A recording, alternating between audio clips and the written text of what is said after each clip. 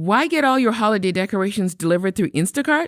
Because maybe you only bought 2 wreaths but have 12 windows. Or maybe your toddler got very eager with the advent calendar. Or maybe the inflatable snowman didn't make it through the snowstorm. Or maybe the twinkle lights aren't twinkling. Whatever the reason, this season, Instacart's here for hosts and their whole holiday haul. Get decorations from the Home Depot, CVS, and more through Instacart and enjoy free delivery on your first 3 orders. Service fees and terms apply.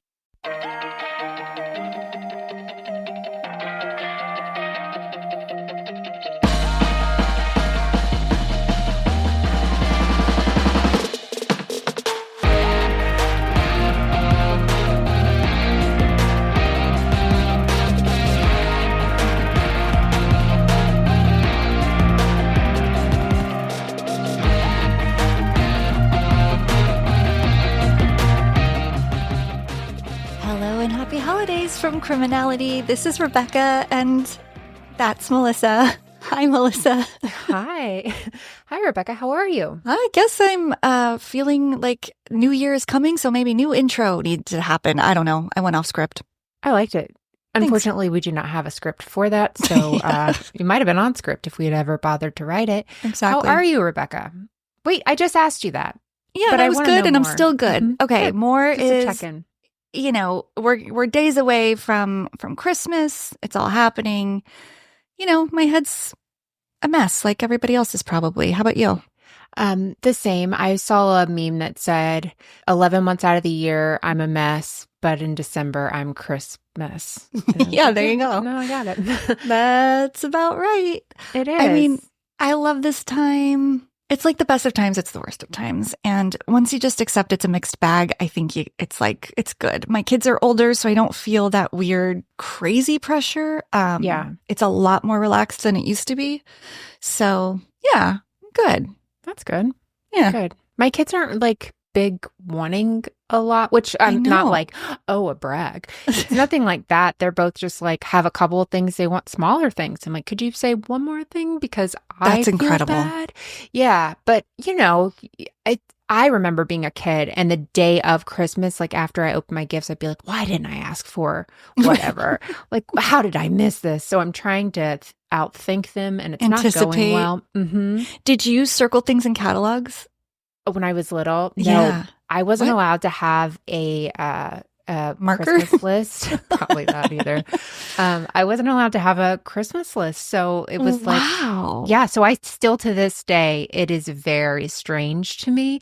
I don't think anything's wrong with it, but because I grew up kind of being told that something was wrong with it. And it was like, I don't know. I don't want to get into it. The thinking was that it was like just not, it wasn't grateful. It was like, you right, and, right. You're spoiled. Okay. Yeah. And so, so it's funny because my sister and I will send my mom Christmas lists from our kids because she doesn't listen to this, but she's the worst gift giver in the entire world. And I've said it to her face. And, but I don't want her to hear it on this. Somehow that's worse. But anyways, she's just, it's just not one of her gifts. Not her gift. It isn't. She's a very wonderful lady, but that's not one of her gifts. So I send it and I just know like part of her just dies when we are like, this is what our kids want. Toss it or does she adhere to it? She tries, but there will still be something coming from either the Tractor Supply store. I don't know why. They love that place. Could be Cracker Barrel. I mean, I will take anything from the Cracker Barrel gift shop. That's best case scenario and Dollar General. So, I mean, mixed bag. You never know what you're going to get. Yeah, mixed bag all around. I think I should ask my mom. I know I circled things in categories or in catalogs, but I think I even probably prioritized and ranked I things. love it. Like if I could have 10, I want these things. But if I can only have 8, then scratch that off and add this. And, you know. I was a weird kid, though. Yeah, well, so was I. I was just, I don't know, in touch with my wants. But anyway. That's okay. A girl that knows what she wants. That's what we want our daughters to be. That's exactly right. And we let them make lists. And you and I were girls who wanted a recap at the end of the year and not a full episode. And that's why we are here today that's why we have gathered here today, friends, to do a recap of, one of the best episodes of The Real Housewives of New York. I could not, it was such a joy to rewatch this. And a joy and a privilege. You know what? Absolutely. Thank you, Peacock, for giving us all of the seasons to be able to watch. Truly, I didn't anticipate the joy it would bring. I remembered the episode, but there's so much I'd forgotten. And so we are talking about season 10 of Real Housewives of New York, episode 9, and it's just so good. The title of the original episode is called Holidazed and Confused. And Melissa, you want to kick it off? Let's do it. So what I loved is we get a small little recap where we find out where we are because there's so much going on in the season that I forgot about as well. So we're learning Sonia is seeing a realtor, which that could pick a season. That could have been any season. Yes. And it was interesting to hear them name a price for the rent she's trying to get, knowing now all these years later how much it sold for. It's just what a saga that was. Go on. It really was. It was like, I don't know, $20,000? Was it $20,000 a month? 32,000 is what she was trying to get. Okay. Well, they kind of mentioned this Adam, Carol's old boyfriend, and this photography and Bethany. And so I forgot all about that too. Yeah, the vegan chef. Oh, gosh. You mean Luann's niece's boyfriend. Yeah. Okay. And then, of course, we're in the Berserkshires. I forgot we were there in part of this episode. I know. Me too. Me too. So when we come into this, it's kind of like the second part to an argument that's already going on between Carol Radswell and Bethany Frankel. Frank? I was like, Frank? Like, how could I forget that? It just happens sometimes. Yeah. Oh, man, I'm worried about myself. I've been there. Yeah. And so Carol's saying, you talk a lot. You never let me talk. Bethany's saying, you're always whiny. And Tinsley, we see her saying in a confessional, they're super close. Bethany and Carol are super close, but it just seems off. It's way off. Yeah. Way off. What did you think of their friendship over the years? Did you feel like it was more genuine at the end when they hated each other or when they were like mean girls earlier on? What a good question. I know. I think they needed each other early on and found I think they both think they're a little too good for the show and they probably bonded around being superior to the others. Yeah. And then I think this was revealing they're way too different to be good friends. And this was pretty genuine. Absolutely. Yeah. I felt like a lot of truth was said in these arguments that you're like, oh, that is rough stuff. So ouch. Exactly. So the two are arguing. Bethany's saying, you never called me. You're traveling the country with Tinsley. And which I was like, I didn't remember that Tinsley and Carol were hitting the slopes together. I didn't know what was going on. Yeah, same. Yeah. And so Carol quickly says, my friend's husband died. I was in LA for a long time, but Bethany can't hear it. She walks away. So Carol's saying, she's told them this story. She's told Bethany all of this. And Bethany's saying we were in different places. So Bethany's like, I just want to tell you something. Let me say these words.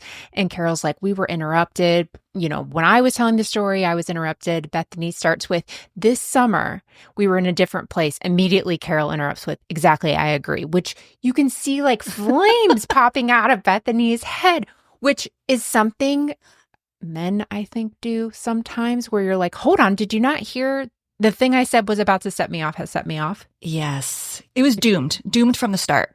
Yeah. And then you've got Ramona there, Sonia, Tinsley, Luann. It's just Dorinda. You've got them all. Oh, and they are all in their prime in this episode. Love it. Sonia is saying in a confessional, it's uncomfortable to watch this fight. They're very close. And Carol's not really saying what's really bothering her. And Bethany seems very hurt. Carol then says, here's where we get to the Adam of it all. Then you tell me about Adam and Houston. And Luann's in the background saying, oh, Adam. Like all of a sudden out of nowhere, Luann has come alive to make this about her. Enter Luann. Exactly. She's like, someone say, Adam, I'm here. Exactly. She's like, I was waiting for my cue and that's the one it is. So Bethany basically during this time, she was doing her be good, be strong. Strong? Yes. No. Yeah, I think you're right. I think be so. Strong. Foundation. Hashtag this is a crisis. Yes. Work. Relief. Relief work, exactly. And so I guess she was trying to get Adam to go with her. I don't remember where. Was it in Haiti at that time? It might have been. I don't know, but somewhere. to document, to photo. Yeah, to so shoot. she had a lot of people volunteering. Her, as much as she drives me crazy, I feel like her charity does amazing stuff. Really, truly. So I'll always give her that. But he apparently, of all the people she asked, can you help? Can you help? He asked her what the rate would be, what she would be paying him. And she was kind of, I guess, caught off guard because no one else was asking that. So Carol's saying basically, okay, I didn't know that. So now you're throwing it in my face that, he was saying something about this and you never even told me about this interaction, but now you're like throwing it in my face. And they're broken up, right? Has that been They're revealed? broken up. This is they're doing coffee and whatever they're doing. Yeah. Which Bethany has a couple points in here where I'm like, I hear you, girl. Yeah. And most of them are insane, but a couple I'll give her. Now we have Luann in the background. I don't give a about Adam. You see Dorinda waving her hand because, Luann's already been activated about this whole thing. Luann's like, do I need to say it louder for those in the back? Like, get the camera on me. Carol and Bethany are just talking to each other, but you see Luann in full countess mode, just yelling at the other end of the table. Yeah. So it's like, it's more musical than her show. Go ahead. Oh, yeah, it's better theater than her show for sure. So Bethany says, I realize I've pushed a button. I've gone too far. I'm apologizing. And I guess this was at the time. Carol says, oh, Bethany, everybody's an operator in business. Basically, Bethany's saying he's, wanting something out of it. And then all of a sudden, Luann says, after hearing about everyone's an operator in business, he operated my niece and you. And you're like, oh my gosh. The contempt she has for this guy is unmatched. I honestly think she was just jealous. Like, probably. It was the niece and then now Carol? Wow. Yep. So I just love that as Luann screams it, Carol looks at her, the only time she really acknowledges her in this, and says, Luann, no one cares what you think. It's so true. It's so good. But Luann doesn't stop. She's like, where did you meet him? In my kitchen.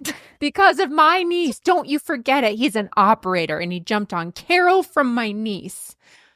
Which is it was just wild to watch. Truly. And Tinsley finally pops in and she's like, didn't he stay with Carol for 3 years? That's like a long-time operation to be using her. Right. Luann says, Good whatever point. time it takes. He's an operator. He's a little boy from the Midwest. Okay, that's who he is. I was like, Luann, you're from the Midwest. I know. And she said that. I mean, so insulting. I mean, could you? Oh, gosh. She is just something else. She is. But she was a star this episode. I loved it. Oh, 100%. Agree. Oh, and then Luann just looks at Sonia, who's just happy to have any part in this argument, and says, he lived with my niece for 6 months on our couch. And Sonia nods because you can't really out crazy. Even Sonia is just like, oh my gosh, yeah, you're right. Like, go ahead and tell her. It was awesome. Carol and Bethany continue to fight, and they start talking about what I forgot, which was a tagline for this season, freaking Carol's marathon. Mm-hmm. The most important thing that's ever happened to Carol or that she's ever participated in. That's ever happened to anyone in the world. Yes, right. It was supposed to be number one for everyone. Right. You've got that, and then you've got Bethany's ego, and she's doing this charity, and while it's charitable, she also wants people to compliment her on doing charitable work. So Carol's saying, we're not really speaking. I'm training for a marathon. By the way, you never asked me about that. Bethany's screaming, I sent you 2 care packages for whatever that's worth. And then comes, I truly didn't even remember that this was a line from the show. That's what made it so exciting. It was a Christmas gift. It was the biggest Christmas gift. Carol said, I texted you and I said, I ran the marathon. You didn't even say congratulations. You said Luann a loser. Yes. And then it leads to the next best line, which was another gift. Oh, Luann turns around and says, excuse me, what did you say?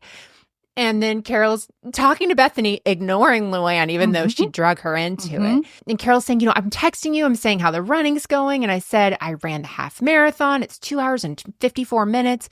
And then you say something about Luann. And then Luann's still trying to get into it. She's like, but what did she say about me?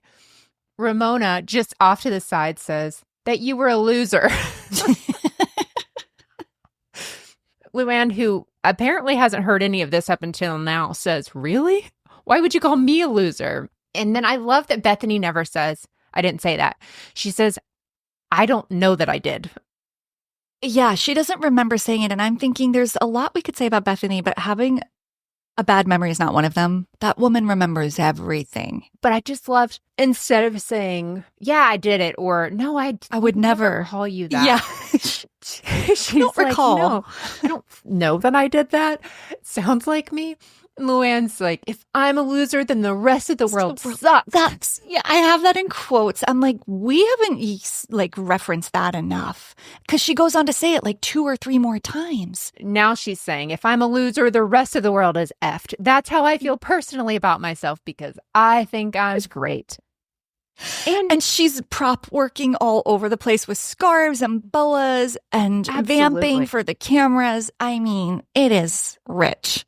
It is. But still, Bethany and Carol only speaking to each other. Oh, yeah. It's like Luann isn't in the room. You're a loser, or Luann's a loser. They don't even say you called her a loser. They say Luann like she's here. One of my favorite parts, though, is Luann in a confessional. And she says, if I'm a loser, then wow. And is looking at production like, right, guys? Can you believe it, boys? I know. It literally says, do I look like a loser to you? Crickets.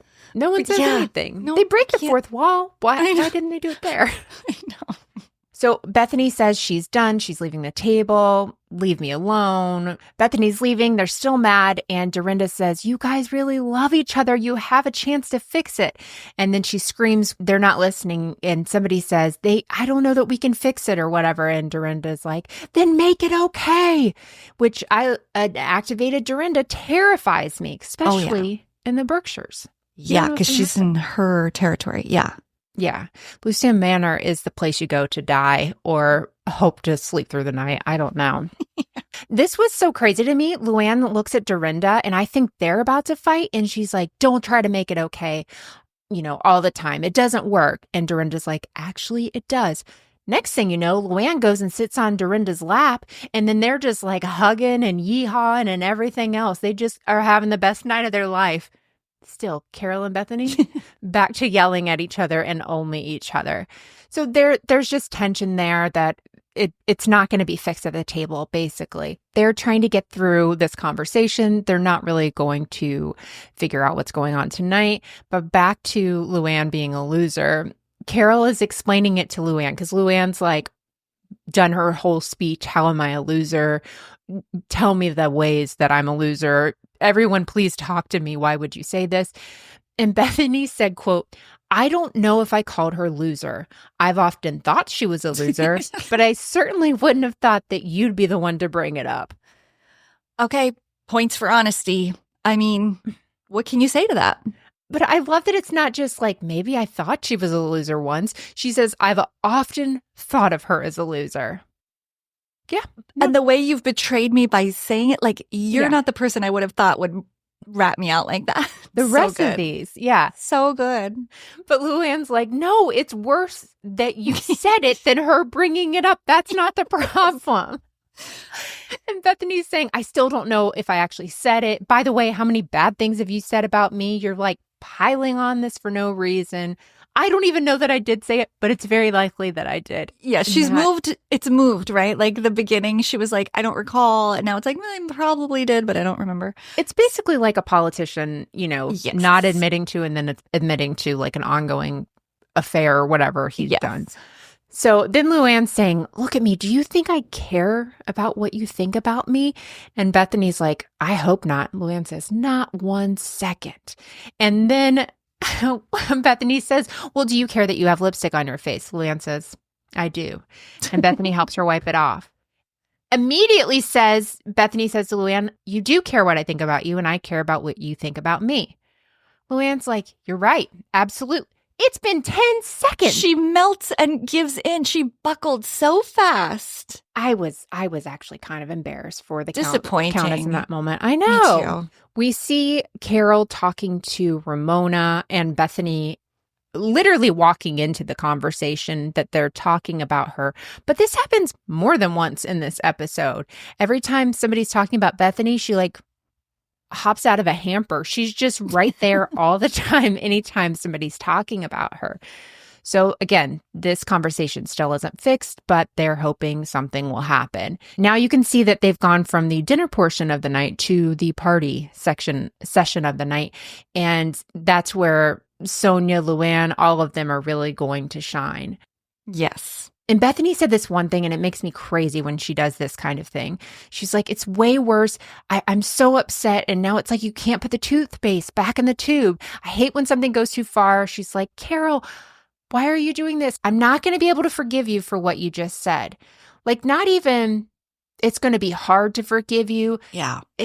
It was like a nothing thing she said about, it was Luann. It was calling Luann a loser. Right. And she's saying, I can't take that back, or you can't take that back. It's just dumb.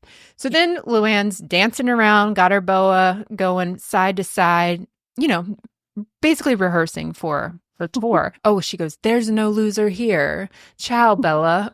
Oh, that's Italian. Hold on. Au revoir. And then we go to commercial. So now Ramona is speaking to Bethany. She's saying, I feel bad. I feel your pain.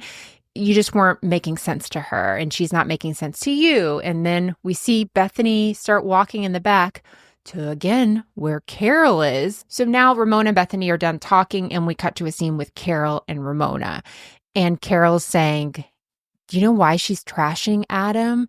And Ramona's saying, you love Bethany, don't worry. And then Bethany pops out of a lampshade and says, I'm right here. Say it to my face, basically. So Bethany's saying Ramona loves the discord. If other people are mad at me, then she feels like she's got off scot-free, which true, very true. And I think that's a good game to play around Bethany. So now, Rebekah, we're in one of the most infamous scenes, I feel like, on this show.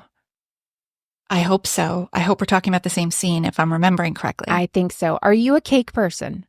I am a cake person. I like cake. Are you a bigger frosting or cake fan? Cake. If I had to guess, I knew it. Yeah, I want minimal frosting.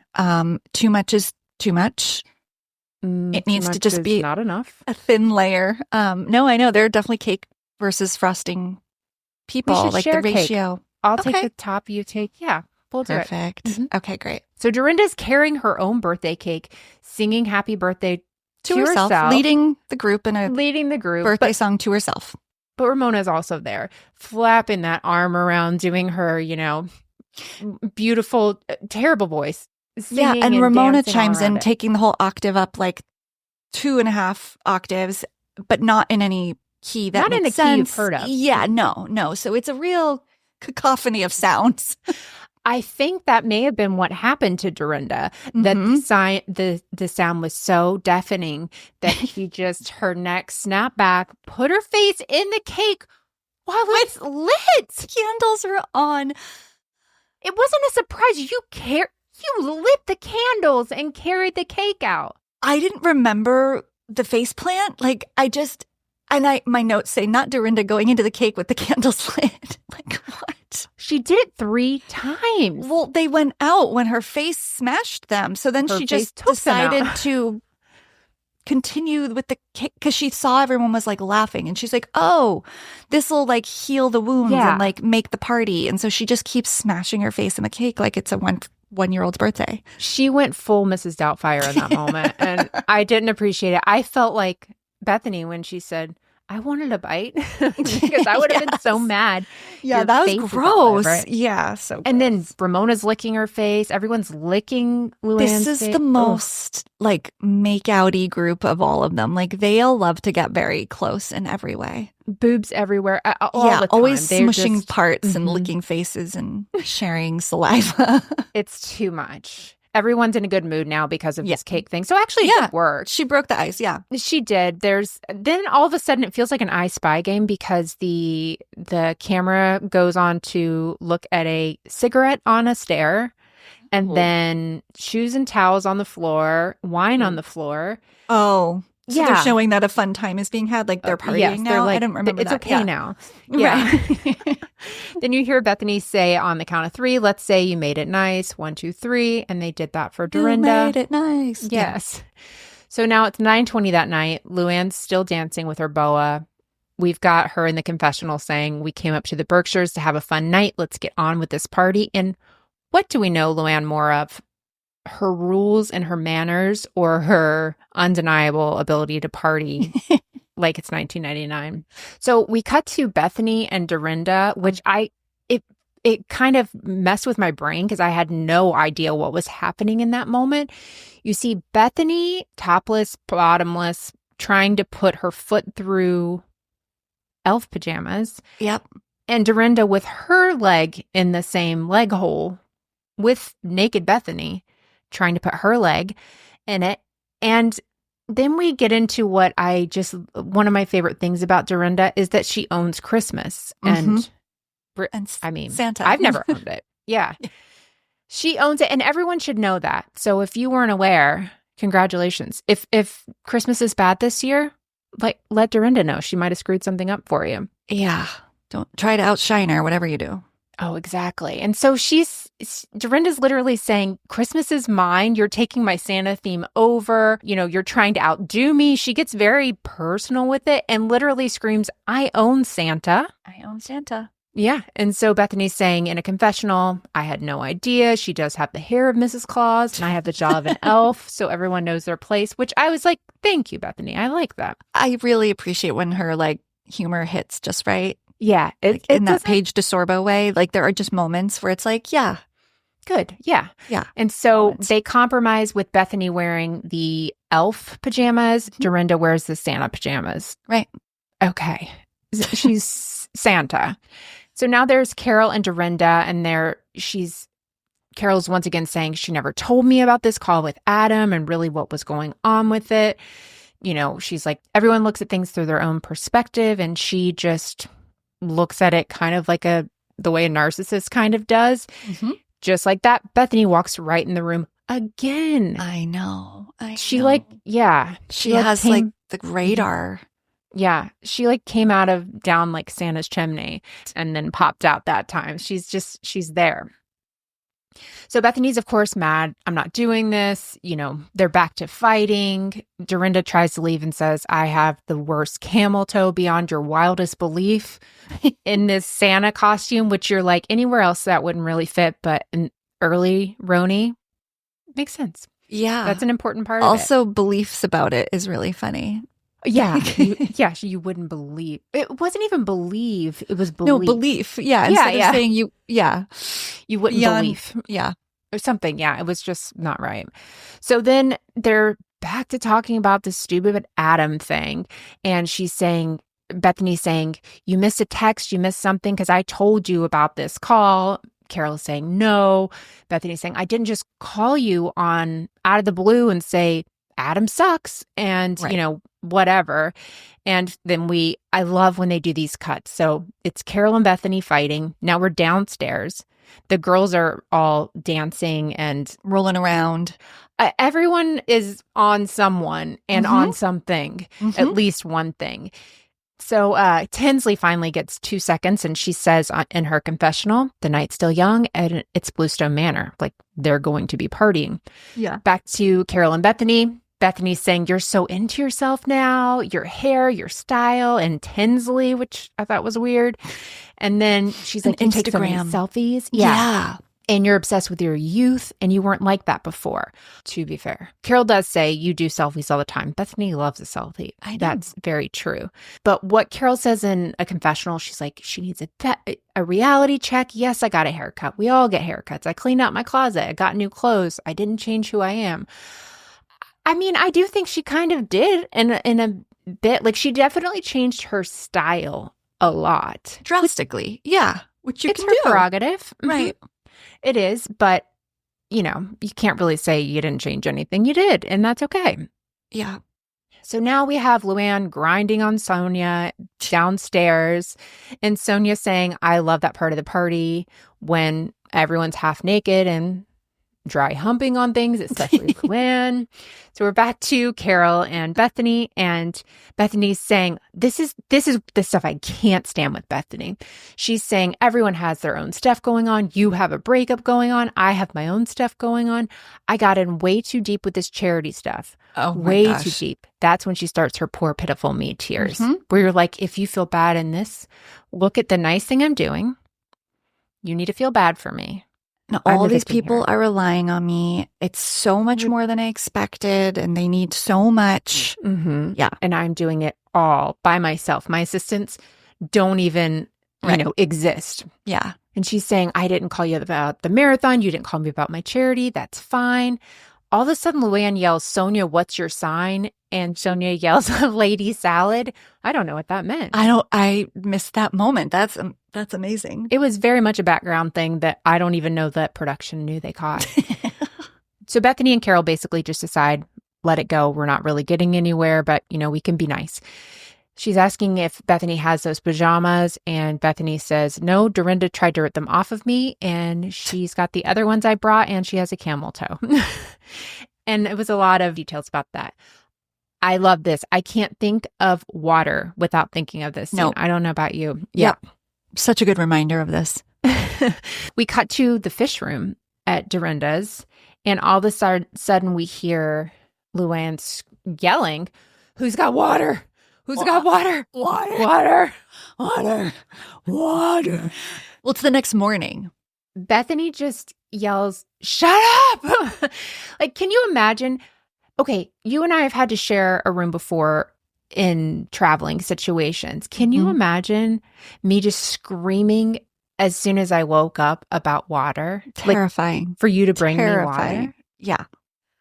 But I love what Bethany says. Do you have her? Oh, she says, stop that water stuff, which was funny to me. Luann's yelling about needing to go to a spa badly. Yes. I think this might be what you're talking about. Bethany's like, I'll go straight to a spa. Is Betty Ford open? And we had some precursors in this episode. We sure did have some foreshadowing. She also says... Thank you, that was a word. Same thing. She says, it's like waking up with Darth Vader. Yeah, that was it. And that's exactly right. Exactly. So So it was ominous. it really was. But they're all in the room. The thing I love about old school New York is they didn't have glam teams. I know. They looked like garbage in the morning. And it was so refreshing, and they didn't care. And I think that is also part of my problem with New RHONY is everyone is so like all the other franchises when we were used to like hot mess. Exactly. And I was going to say it's the other franchises too. Like no one's on camera until their little iPads are on, or they have sunglasses, or their hair is up in a towel because they've taken a shower. It's like, no, we want to see the red puffy faces. Absolutely. I need to see Kim Zolciak pre-wig. And nobody knows what that looks like. Dorinda's saying there's coffee, they can come down. And then she's like basically patting themselves on the back that everyone's doing so well because they're also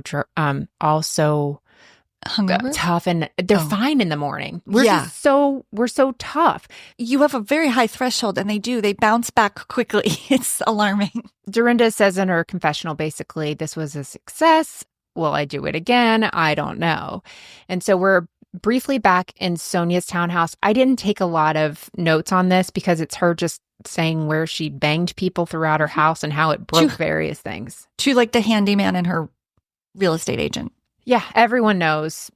Oh, the places she's gone, I guess. And that's where we learn that it is $32,000 a month. That's what the broker says, that everything has to be perfect and fixed because someone's going to be paying $32,000 a month to rent this establishment. Yeah, I feel like the ghost of her undercarriage is probably going to haunt that place, so maybe it should go for a little bit more. Yeah, that's like a bonus. That's a lucky tenant, if you ask me.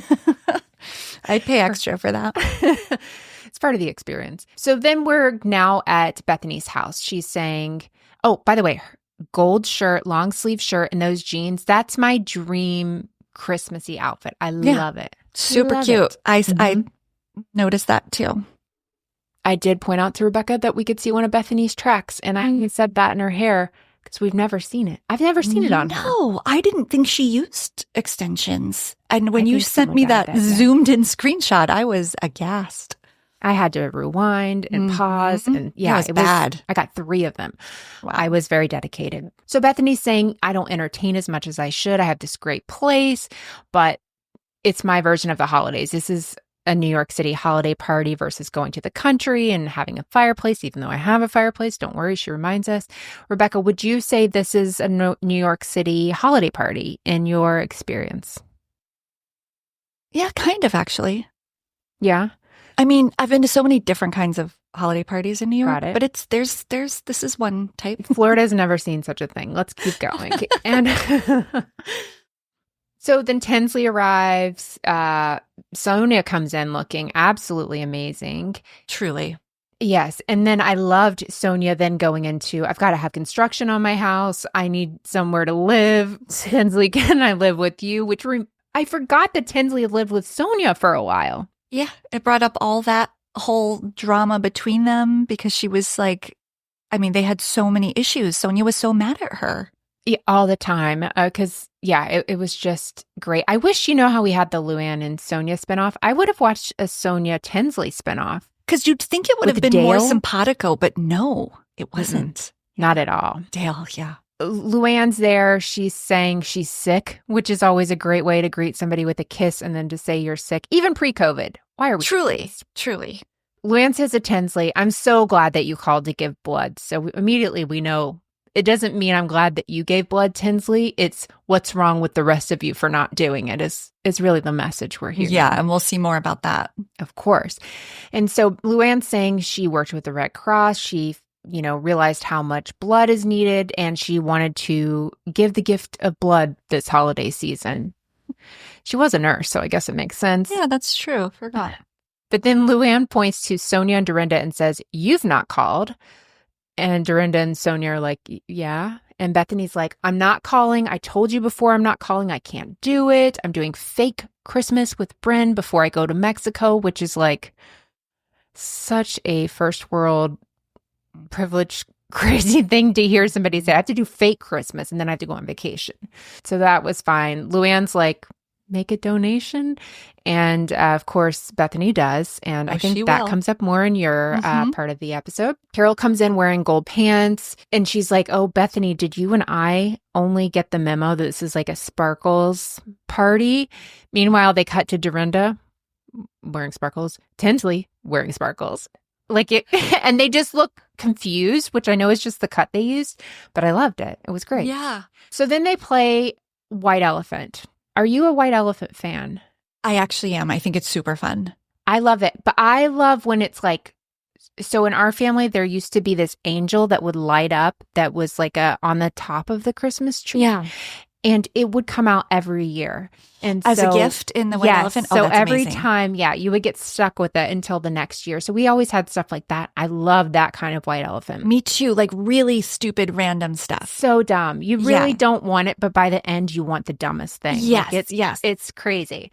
Of course, this is more like Ramona giving away stuff she doesn't want anymore, Right. Skincare, all kinds of stuff. So Bethany explains White Elephant. I don't feel like any of them necessarily understood it and still played and then still didn't get it. Right. Ramona gets something right away and she's like, oh, it's got anti-aging and I'm doing an anti-aging skincare serum right now. So I love testing new products. And you realize, oh, I forgot we're getting to the product portion of the night. Luann finds out her gift is just a brush cleanser and she's angry about it. She's like, I got a cleaner? Which, like, if it's a nice one, that's a great one. I know. Something you don't think to buy all the time. I don't know. Exactly. And then Dorinda says in a confessional, it really shouldn't be called a White Elephant party. It should be called the re-gift party because I actually think I gave Ramona that cleanser or whatever. And that's an important element of the White Elephant party is that, you really should bring a bad gift you've been gifted. This should not be money spent. I'm a fan of regifting for those things. It's got to be tacky. It should be funny. It should be, just like you. Dumb. Yeah. Useless. You want to come with a good gift, but only because it's bad. You want people to fight for it. Yeah. That's the true spirit of White Elephant Christmas. And so then we hear a knock. And we find out a special delivery is there. But before we get to the delivery, let's take a quick break to hear a word from this week's sponsors. If you ever worry about the safety of your home and family, there's no better time to act. Right now, Simply Safe is extending its massive Black Friday deal for our listeners. Get 50% off a new Simply Safe security system. Simply Safe is the home security that we at Criminality trust. We've been using it for years, and we love the peace of mind it brings knowing that our homes are protected 24/7. Just this morning, I woke up to really loud knocking at my door. And before approaching the door, I could open up my Simply Safe app and make sure that the person who was knocking was a friend and not a foe. Turned out it was just a particularly aggressive delivery person, but I was so glad to have the chance to decide whether or not to open the door. This week only, you can get 50% off any new system with a select professional monitoring plan. This is your last chance to claim their best offer of the year. Head to simplysafe.com/criminality. That's simplysafe.com/criminality. There's no safe like Simply Safe. Hey, Prime members! Have you heard? You can listen to your favorite podcasts ad-free? Good news! With Amazon Music, you have access to the largest catalog of ad-free top podcasts included with your Prime membership. To start listening, download the Amazon Music app for free or go to amazon.com/ad-free podcast. That's amazon.com/ad-free podcast to catch up on the latest episodes without the ads. Okay, so picking up where you left off, we are still in Bethany's apartment, and ding dong, there is a special delivery. And what we need to mention for people who, because we didn't get the prelude in this episode, but in the previous episode, when they arrived to Bluestone Manor, Bethany had seen this very tall, life-size wooden Nutcracker at Dorinda's and was like, oh my gosh, I saw this and I wanted this for Bryn and it was sold out. Like there was one left and I couldn't get it. And she was obsessed. So just for some context. Yep. Right. So ding dong, door opens and in walks a guy in a Santa suit, special delivery. And it's Jason? Nah, it wasn't necessary. We're calling him Gay Santa because that's what they call him. But Bethany screams because in his hands is this massive wooden Nutcracker. It's the one. Bethany screams. Dorinda says, oh my God. And Gay Santa arrives. And I'm saying Gay Santa because Bethany says, I know Santa is gay because he's here and he's gay and he has my Nutcracker. And Dorinda says, well, I found this Nutcracker. And okay, so this thing is like heavy, right? And the guy finally puts it down and Bethany moves these like huge paneled curtains. She's like, over here. He's going to go over here. So this guy has to like pick it up and like lug it across the apartment. Like, can you even, this is where I'm just, the disconnect is so funny to me. Like you and I would be like, here, we'll help you carry this guy like schlepped this across New York City. I wouldn't even like think to have him move it 1 second. I'd be like, I know. There. I don't know where I'm right, exactly. Just put it down. It looks heavy. Mm-hmm. Right. And so she's like, over here. So way across the apartment. So Gay Santa mentions that there was one of these Nutcrackers left in all of America. And Bethany's freaking out, like genuinely excited that her daughter Bren will get this Nutcracker. And she's saying to him, you saved Christmas. You saved Christmas. It's so specifically like to the guy. Like Mm-hmm. she's not even looked at Dorinda yet. No. And Dorinda goes, well, I found it really. And so then it's kind of awkward because every other woman at the party realizes that Dorinda said that, but Bethany is hyperventilating, sweating, like taking her shirt off practically because she is so excited. Yeah. So Carol's like, Dorinda, you're amazing. And the group kind of acknowledges it and is like, wow, like incredible. Yeah. And Bethany just keeps hugging Gay Santa and saying she's so happy. And it just gets really super awkward. So Dorinda's like, well, I guess we'll just continue the white elephant and I'll choose my gift.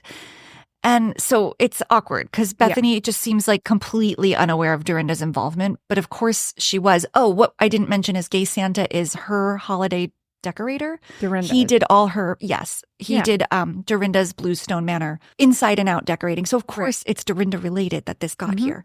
So then it cuts to a confessional and Dorinda's like, I'm not one to need a lot of gratitude, but a little would be nice or something. And I agree in that kind of I moment. agree about getting the recognition, but it's a weird thing for her to say, I don't really need it. Yeah, you do. Well, That's the you part. do because, You do. right, exactly. Be honest, own it. So then Bethany does kind of like, maybe she's taking a breath. She sits down next to Dorinda on the sofa and she quietly, but I would say sincerely says, you really saved Christmas. And Dorinda's like, oh, I'm so happy. Yeah. So there was a genuine moment where Bethany acknowledged Dorinda as the true savior of Christmas. Right. And Dorinda said, I'm so happy, for the record. Now, it wasn't full of like the exaggerated screaming and crying, but it was like it had sunk in, and Bethany said that. Yeah. So then Ramona, I guess there's like more white elephant stuff going on, and Ramona offers to trade gifts because Luann's still complaining about her gift. And Ramona's like, well, mine is an anti-aging product line, and I don't really need it because I'm launching my own line, True Renewal. And so Bethany's like, oh, okay, here we go. An infomercial. Of course. I thought it was a good deed, but it's not. Which, like, oh my gosh. Yeah. Like, okay, pot, meat. kettle, pot, black. I never know how that phrase goes, but all the things you said and yours. We'll come back. And mine. So basically, there's Ramona and Dorinda in confessionals. And essentially, they're both like, seriously? Like, we have always supported your brands. And there have been many product placements over the years. And so it's just very rich coming from her to be like, oh, an infomercial. And it really wasn't, even for Ramona. I mean, it was just perfectly Ramona, but it wasn't crazy. It was more like Kathy Hilton's attempt at these things. Yeah. It wasn't like too much, but you're like, oh, I see what you were trying to do. It was clumsy, but it wasn't like obnoxious. Yeah. So Luann and Tinsley were in a new scene, and they discover they're both going to be in Florida for Christmas. And Sonia's like, Florida? Isn't Tom going to be in Florida? And Luann's all, oh, is he?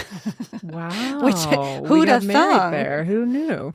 And she's like, well, I guess he will, but he'll be in Palm Beach and I'll be in Jupiter. And so, of course, we all know about the wedding, the engagement, the wedding, the Tom of it all. Right. That's all unraveled by now. And it's just interesting that she's just being so blasé about going to Florida. We also know at the time of watching this what actually happened on that trip, but we'll get to that. And isn't it over her anniversary? Like what would have been her first anniversary? Well, I think so, because it happened on New Year's. Yeah. And that was when they got married. So she did go down at Christmas Eve, and then it all unfolded or unraveled, devolved on the anniversary, which was New Year's Eve. But again, like you said earlier, like this was the foreshadowing, just big time. So Bethany hears Tom's name and just can't help herself and was like, oh, Tom, yeah, he has some, quote, busted up, banged up girlfriend now, right? Moment of silence. Like only she could deliver it in that way. And I think she meant it as like a dig at the new woman and like a boost to Luann, like, not a great woman who's as good as you. But everyone was kind of like, no. Like Ramona's shaking her head no, like, no, Luann doesn't know that. And so Bethany's like, oh, sorry, Luann, I really thought you knew. Carol said he had a girlfriend. She told me. Of course. She immediately was like, threw Carol right under Carol's that like, bus. you called Luann a loser? And Bethany said, I'll see that and raise you. There you go. Devastating, Luann. Again. Yeah. Luann is the recipient of this. Yep. So Luann is really upset, and understandably so. In her confessional, she's like, I'm hurt that he moved on so quickly. This is really hard to hear. And then she just goes on to kind of give him some choice words and says, what an idiot. I don't think that was her language. He should just lay low, and then called him a D. Yeah. So agreed. Like, yeah, it was so gross. dumb. Like in the community where they got married, all eyes on him, and he's just like breaking out with some new busted up, banged up girl. Their words. Do you remember when Andy had his one-on-one sit down with Luann post Tom divorce? Yeah. I lived for that. And then Bravo did a before they were Housewives on Luann, and we got her whole history, and it was fascinating. And then they were like, I guess we're not going to do that again. We need more. Yeah. Come on. Give me Andy Kathy and a Hilton. camera. Exactly. So at this point, Carol and Dorinda call it a night. They leave, and 2 seconds upon the door closing, Luann, Ramona, Tinsley, and Sonia start talking about them. Of course. This is also true to life in terms of a holiday party. So Bethany's like, Carol seems sad. She seems sad, right? I think she looks sad. Like, when she just says something 5 different ways in rapid succession. It's like... She's like, which one will you understand? It takes me a while. Maybe it'll take you. And Ramona's like, no, I think she said she was tired. She's just tired. She's like, oh, I thought she looked sad. And so in her confessional, she's like, I think Carol's off. I think it's because of Adam. I think she's lonely and in pain, and it's really coming through. And it's like, okay, tell us how you really feel about Carol. Much. Yeah. So, we'll get to the projections. So then we go from the confessional back to the party, and they are like, well, we never did our toast. Let's do a toast. And they raise their glasses, and Bethany's like, ho, ho, and ho. And Sonia points to herself and says, double ho. And it's cute and it's funny and it's so them. And Bethany says, we should get sweaters next year that say ho, ho, and ho. I'll get them. Then they cheers and the party concludes. New scene, we find we are now at the American Red Cross, to the aforementioned American Red Cross, where only Tinsley has actually donated any blood, but the women are showing up in support. So I guess Luann explains that she'd gone down to help with disaster relief in Florida, and she really wanted to do this blood drive because of what she saw and just knew it was important and loves the work that they do. There's various things going on in the blood drive. So they're coming in, like all the women are arriving one at a time. And then Carol comes in and she's like, I brought cookies.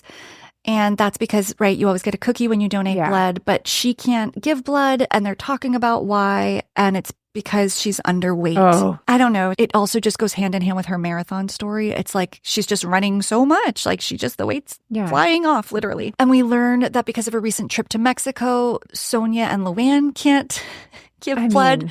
So to recap, Luann, Sonia, and Carol, for different reasons, all can't give blood at this hosted by Luann blood drive, which of course I love. I don't think Ramona can either.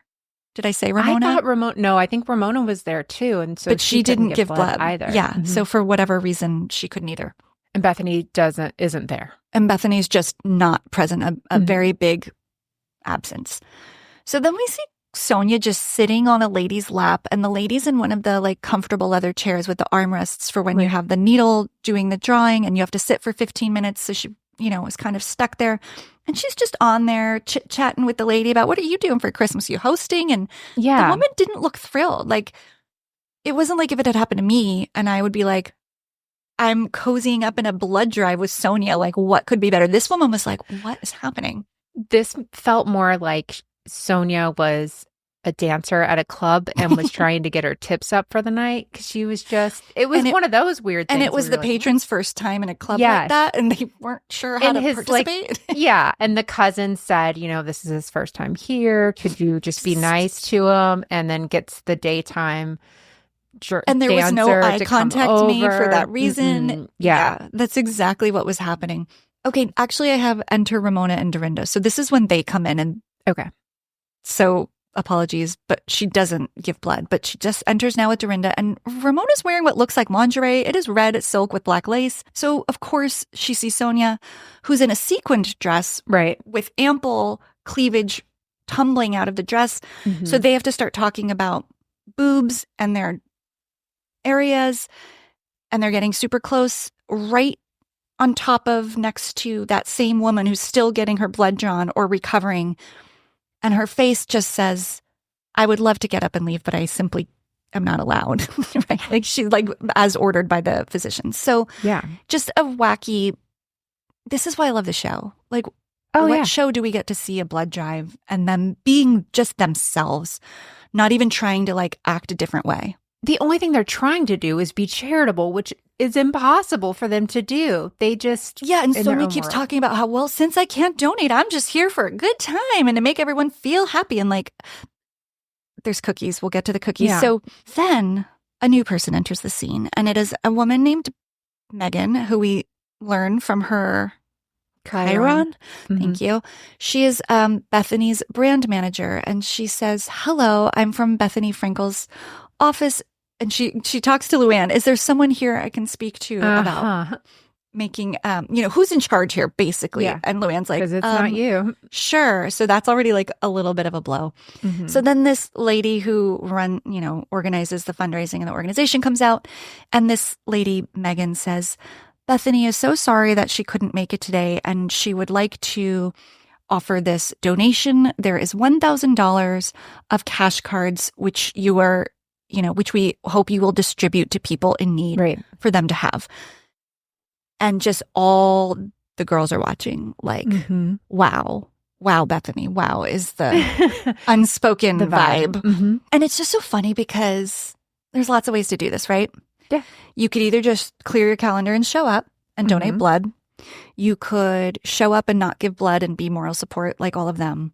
You could make that donation in kind and in private, offline. But what is the fun in that? Sending a proxy as if you were the president of the United States. I mean, it's such a Bethany move.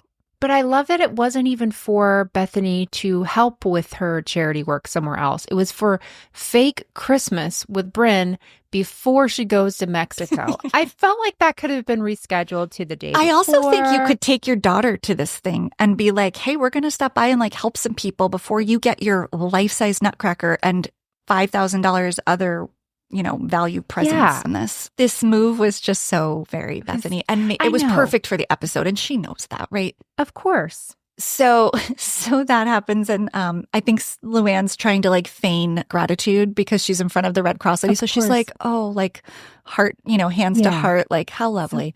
But she's like throwing daggers with her eyes. So then the next thing I have is it cuts to Luann going right to Carol and saying, so what's the Nutcracker deal? She's like, I thought the guy got it, the gay Santa. And Carol, who is just itching for a reason to be mad at Bethany at this point, says, no, she got it, pointing to Dorinda. And Luann's like, well, I didn't realize it. You didn't say anything. And Dorinda really wasn't forceful about making that known. Like she did say, it was actually me that found it, but she didn't. Bethany was at such an 11, like you couldn't hear anything over the decibels coming out of Bethany's mouth. So like it was easily missed. So Dorinda says she was just dumbfounded that Bethany wasn't more thankful, overtly, overjoyed and thankful towards her. And Carol's like, she was being performative. She didn't give a sincere thank you to anyone. And then Dorinda says that she was afraid to bring it up more in the moment because she's like, this is going to turn into a thing. And everyone's a little afraid of Bethany, let's be honest. They should be. Yep, exactly. And so she said she was really hurt. And in her confessional, I really liked this because I think this was actually super honest. She's like, I was just really proud that I pulled something off that Bethany couldn't do because that's a rare thing. Like Bethany gets stuff done. And if Bethany wants something, she freaking gets it. So the fact that Dorinda had this one card in her, this trick up her sleeve, she just wanted some like, oh my gosh, Dorinda, how in the world could you have made it happen? And that's so honest. And I totally get it. And she wanted a shout out. Well, and for Bethany to go so crazy over the guy that brought it, just nuts over him. I know. And she does say thank you to Dorinda, but it's like, and you're saying that she's the one that did this, but why can't you match that reaction? It seems like it was on purpose. And do you like know she what? Can't, I didn't think of this when I was watching, but as I hear you talk, gay Santa also could have said, I'm just Santa's helper. It was all Dorinda. Like, I'm just I'm just the muscles. Like, really, because Dorinda probably did literally everything. And then he was the fun delivery guy in a costume. Like, well, he could have done more. Honestly, she could have said, don't come up here with it until I'm here. And then you and I walk through, you stay at the door. I'm going to show this off. Right. But she didn't. She also could have said, put it at the door, ring the doorbell. Leave. Goodbye. Exit. Don't want to see your face. Stage left. And then the door opens and the Nutcracker's there. And then Dorinda could have gone over and she's strong enough to pick that bad boy up and say, I saved Christmas. And like, of course. Yeah. Okay.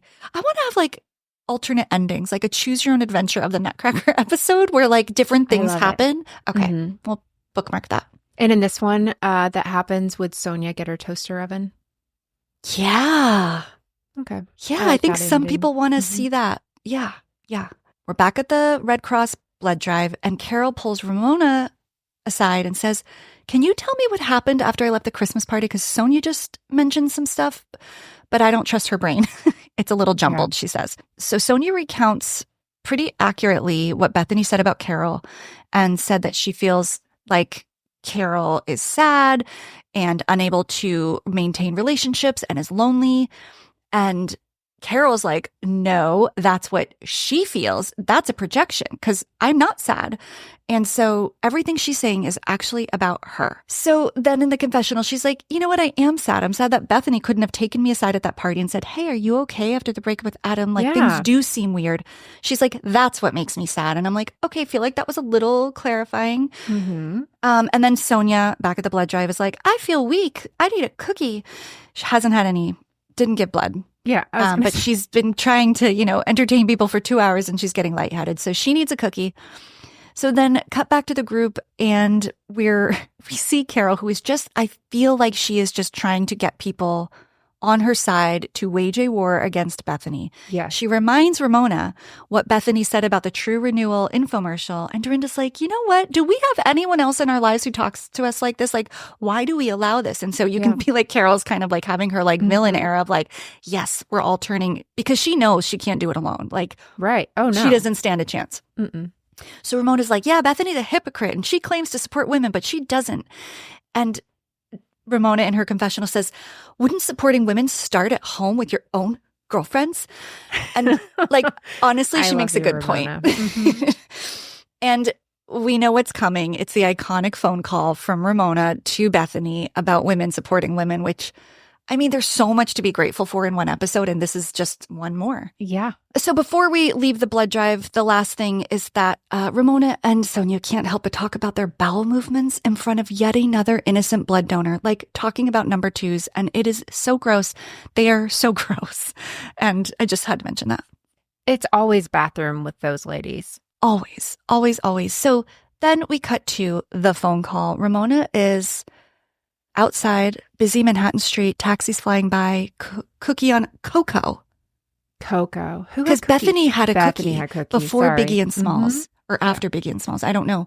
This was R.I.P. Coco. somebody. So I thought the best way to do this phone call would be actually verbatim. Okay. So if you could be Bethany, who we only hear through not even a speakerphone, just kind of like on the other line, but we get her subtitles. So I do have her verbatim script. So you're Bethany, I'll be Ramona. Yours is highlighted whenever you're ready. Okay. So I do have good friends, and Carol is one of them. And I feel like through this group, you have your different moments with each person, and you've definitely done like emotional damage. I don't think so, Bethany. I don't even want to have this conversation. You sound very negative, and I'm in a great place. I didn't even say what I wanted to say. Well, you already said. You're talking over me. I called you to have a calm conversation, and I'm being very calm. I'm telling you that you look like you enjoy my arguments with Carol. I don't enjoy any arguments. What are you talking about? Get a reality check. Don't blame your problems with Carol on me. I mean, please don't do that. I don't really have a bad problem with Carol. So what are you talking about Carol for then? Well, I want you to know that it's unacceptable for you to be preying on the weak. You say you support women. No, actually, you don't support women. I'm very upset and hurt that you had the audacity at your lunch. I came out and said, I'm starting a skincare line. And you said, oh, what is this, an infomercial? When you left and right, bring up every product you do and don't support other women. You don't acknowledge anybody for anything they do. And as soon as Carol left the party, you talked behind her back. So how have you had the audacity to talk to me like you're talking to me? And how about you didn't even give Dorinda credit for the Nutcracker? Do you know how upset you got Dorinda for not acknowledging she got you that Nutcracker for your daughter? Your problem is with yourself, and don't put it on me. So I'm not having this conversation. I don't have a problem with myself. I think you do. You're putting everyone down to make yourself look good, and that's what you're trying to do to me, and I'm not having any part of it, so I'm hanging up now. Bye. My Bethany was on the phone on a speaker, so if she sounded muffled, it was perfect. That's all I had. Okay, no, you good. used your body was your instrument, Melissa. I'm into it. That's all I had. Yeah, it's really hard to do Ramona in large stretches. It's much easier to do it in short spurts, like you don't support women. But anything else is like really hard. New scene. We are at Luann's new furnished penthouse on the Upper West Side with Annie, her broker, who enters with an orchid as a housewarming gift. So essentially, they're talking about her new start, new chapter. It's a penthouse. We hear it a million times because Tom had a penthouse. We all know, remember the penthouse. But Luann says, yes, but this is my penthouse. And it's easy breezy. And I don't know who's trying to convince us more that Luann is happy on the Upper West Side, Annie or Luann, but she's not. She wants to be on the East Side. This is a terrible mistake. And essentially, I just wrote, happy, so happy, I'm happy, yay, happy. No one believes it.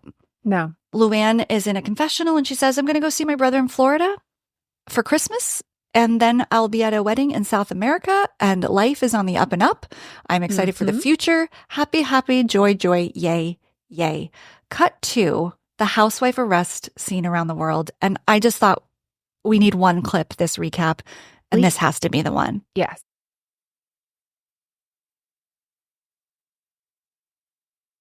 No, I want my shoes and my bag and my stuff.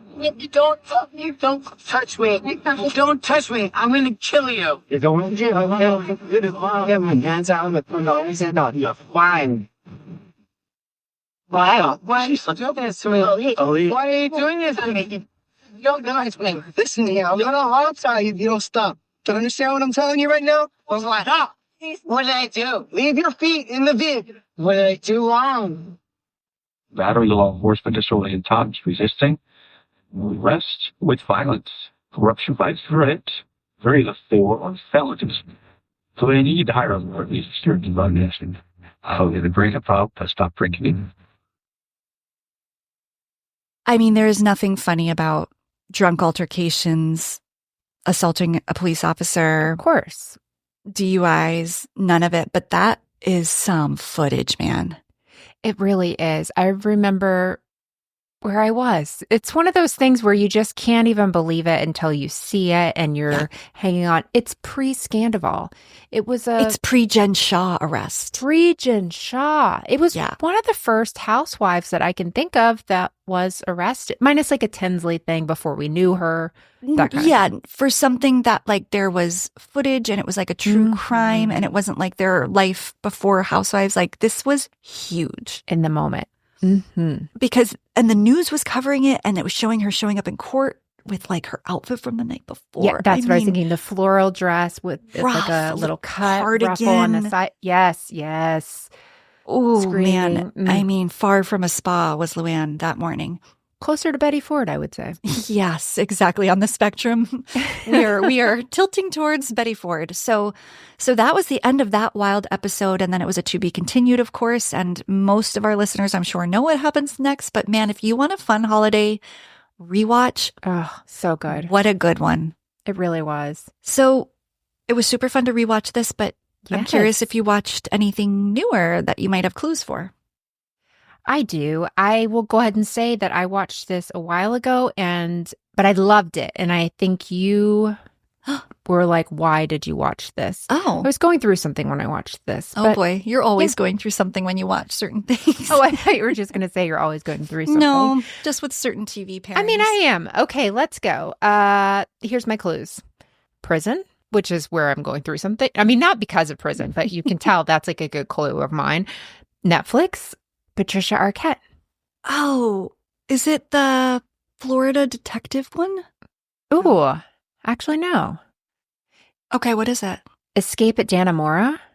Oh, I don't think we've talked about that, but that's like a very famous case. It really is. Okay, so if you're not familiar with it, it's 7 parts. It has Benicio del Toro in it. Ooh. Patricia Arquette. Yes, Paul Dano. And so it's a story of how these 2 prisoners basically convinced this officer at the jail to help them escape. So this is a real life story. It happened a few years ago. And it was that recent? Yeah. Well, I mean, when I say a few years ago, it's now like when my father-in-law says 10 years ago and it was actually 50 years ago. That's how I feel. Yeah. So within the last decade, though. Exactly. Well, maybe. This came out within the last decade. How about that? Sure. I think it was on FX. So it's like 7 parts.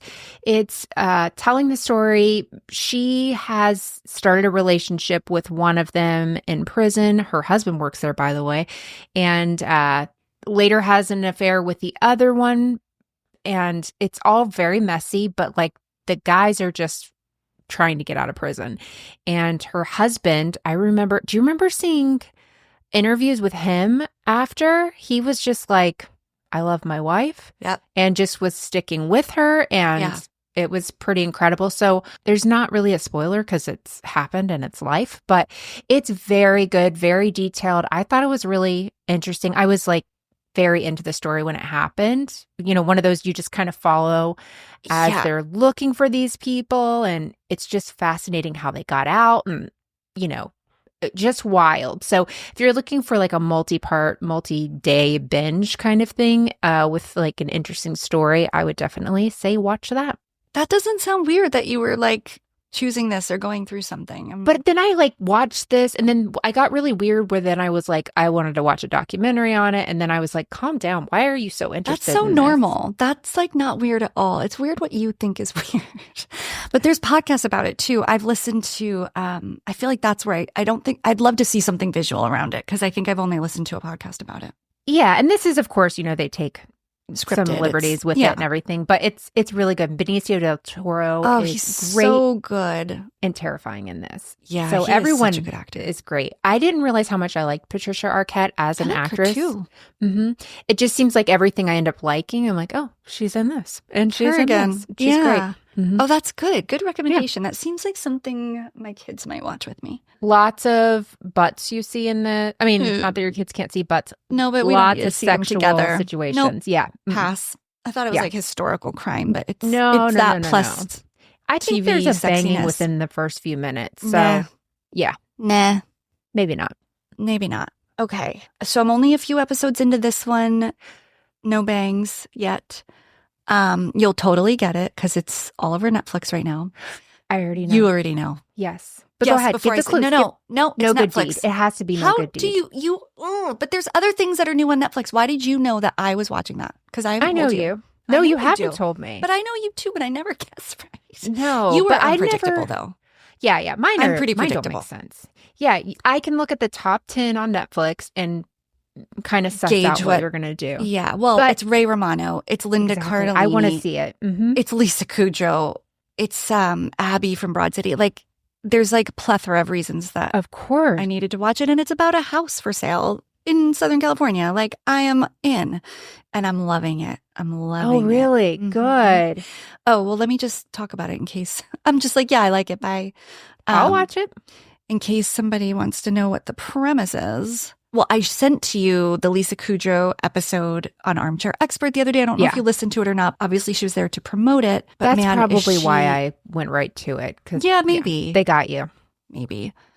3 very different families compete to buy the same 1920s Spanish-style villa, which they believe will solve all their problems.